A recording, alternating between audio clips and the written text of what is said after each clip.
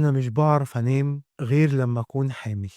وأنا صغيرة يا شريف كانت دايمًا ماما تحضني قبل النوم، بس لمّا بابا وماما انفصلوا بقيت أنام لوحدي، وأنا مفتقدة إحساس الأمان أوي، ومفتقدة حضن ماما أوي، فباروح باكل دايمًا أي أكل يفكّرني بماما.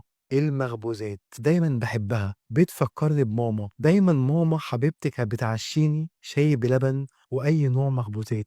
بس دلوقتي أنا بافضل آكل مخبوزات لحد ما بطني تتملي، ولحد ما بطني توجعني. هي أصلًا يا شريف مش بتتملي بالمخبوزات، لأ، أنا باملاها بحُب وأمان ماما، ماما اللي مش موجودة. أنا باكون حامل بماما، حامل بمشاعر ماما اللي مش موجودة، حامل بالحُب والأمان اللي مش لاقياه. والله أنا مش طفصة ولا معدومة الإرادة، أنا عاوزة حُضن ماما، ومحتاج أحس بالأمان والحُب. علشان كده مش بييجي لي نوم غير لمّا أملى بطني بالمخبوزات، قصدي حُب وأمان ماما.